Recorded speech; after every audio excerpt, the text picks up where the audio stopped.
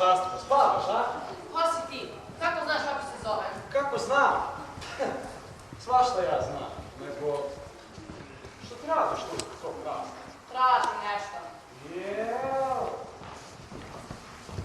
Šta to tražiš? Tražim put. Pa koliko ja znam, a znam mnogo, put se traži kad se hoda. Neki se dremi, se drsta. Ima puteva koji se traže unutra, koje čovjek traži u sebi. Ja mislim da je to najdivniji put, a kažu mi da je najbolji. To je put prijateljstva. Vidi ti njega, kako se zamlačuje glupostima.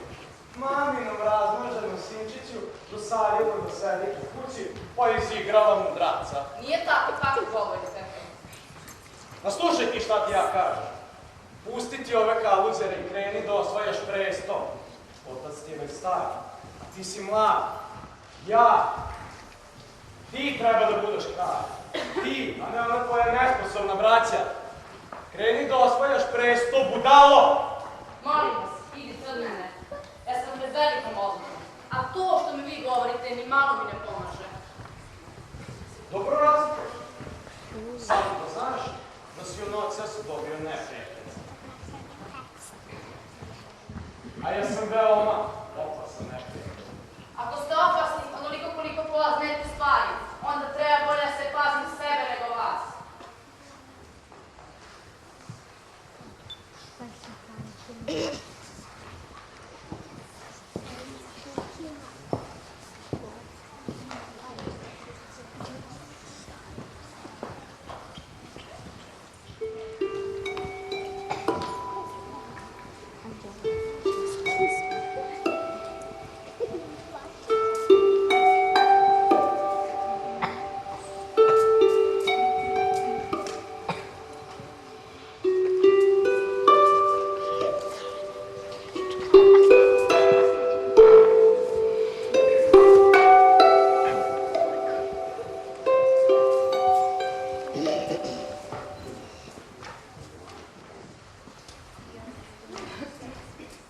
Ne spavaš, Rastko?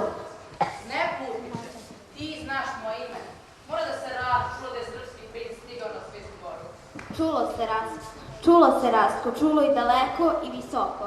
I oblaci se raduju. Kako je lepo to što si rekao, i oblaci se raduju.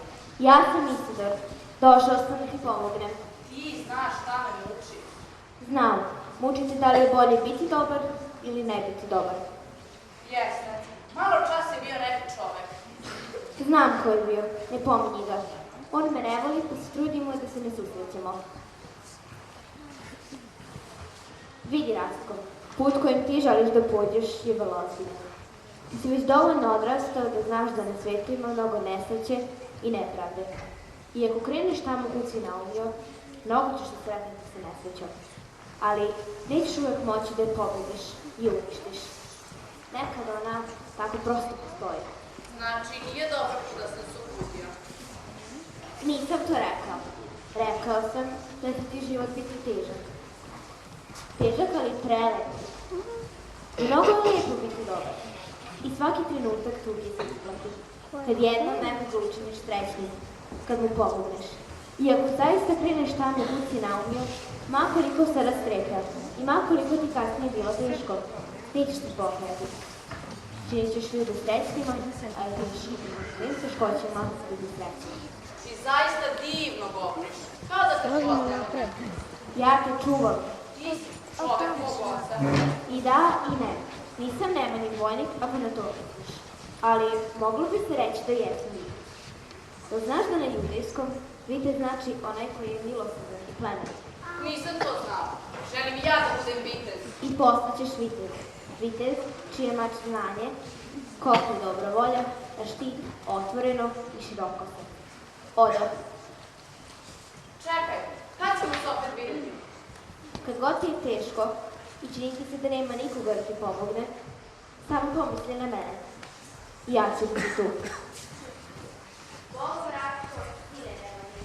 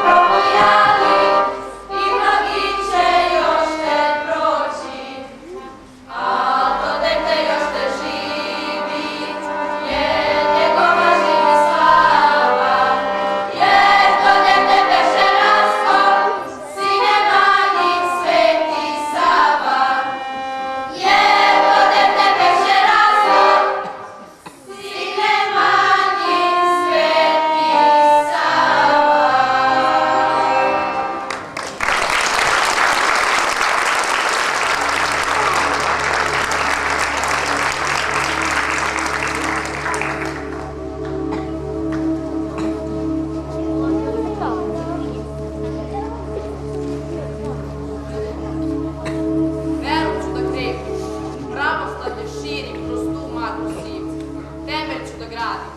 Crkvu ću da židam, ali crkvu živu.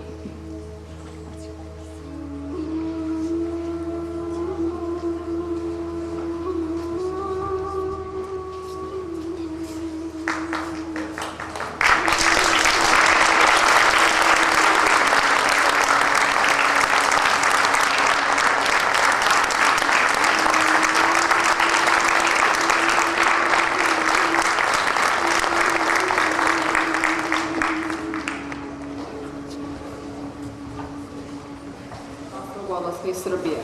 Na Svetu Goru je došao i Stefan Nemanja. 1198. podigli su manastir Hilandar.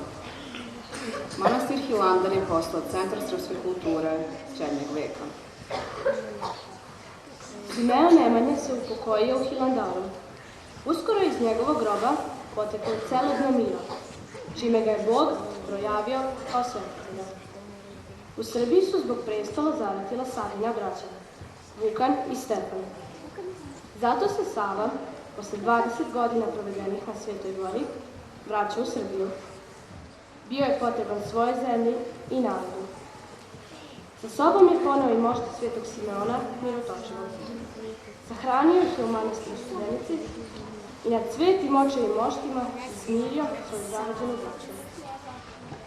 Manastir Hilandar je srpski manastir koji se nalazi na severoistočnom delu Svete Gore. Četvrti je po redu u hijerarhiji svetogorskih manastira.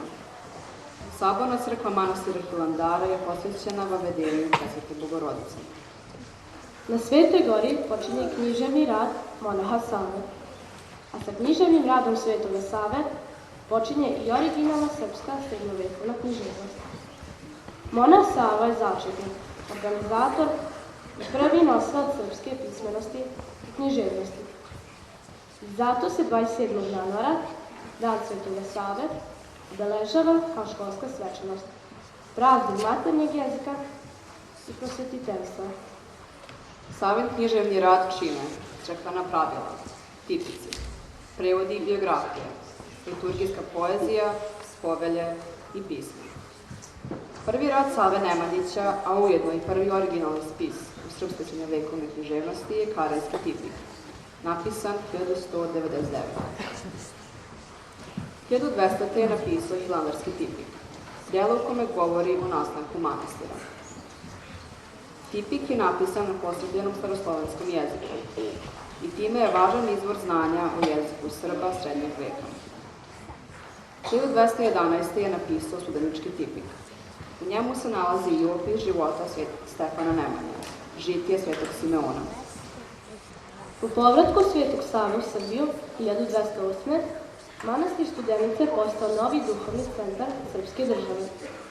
U manastiru Sveti Sava otvara prvu školu srpske pismenosti i školu za sveštenike i kaludije. Angažuje se u obnavljanju crkava i manastira, a gradi i nove.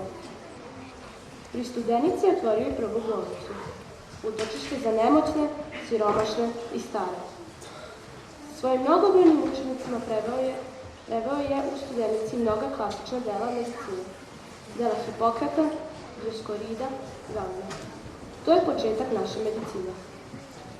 Najobimnijim savenim delom smatramo zbornik crkvenih pravila i svetovnih propisa, pod imenom Zakonopravila ili Nomokanon od 800 strana. To je spomenik slovenskog prava. Tim zbornikom Sava je propisao ponašanje vladara, i sudova i svih ljudi u svim sferama života. 130 godina pre Dušanovog zakonika. 1219. se izborio za samostalnost Srpske pravoslavne crkve, za srpsku arhijepiskopiju i bogosluženje na narodnom jeziku. Doveo je Srbiju mnoge učene kaluđere sa Svete Gore, trudeći se da podigne obrazovanost kaluđera i kulturu. Učio je narod kako se obavljaju pojedini poslovi, kako se iskorenjuju loše navike i ružni običaje. Učio ih je veri i poštenju, pravdi i ljubavi. Sava Nemanjić je ceo svoj život ispunio borbom za bolju budućnost svog naroda. Priče o Svetom Savi su pune simbolike. Svetitelj uči narod da razlikuje svetlo od tame, dobro od zla, korisno od nekorisnog, mudro od ludog, pravedno od nepravednog, nebesko od zemaljskog. Uči ljude da dođu do svetla, uči ih milosrđu. On je srpski učitelj, prosvetitelj.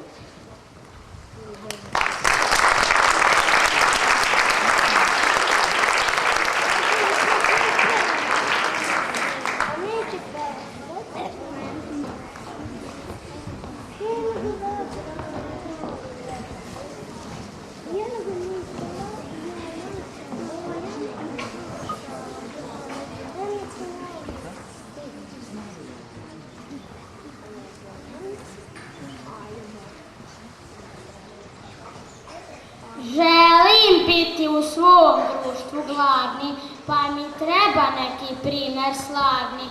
Da porastem, hoću na brzinu, kad me vide da od čuda zinu na ulici.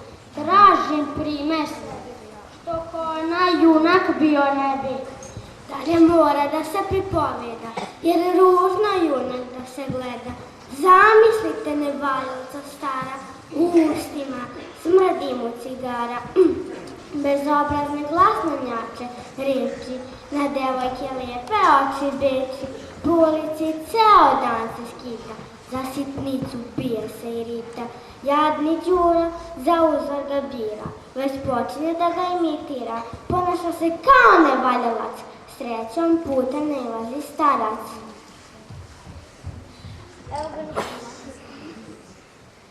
Eno jadnog srpskog čeda, bez diranje nevaljavca gleda.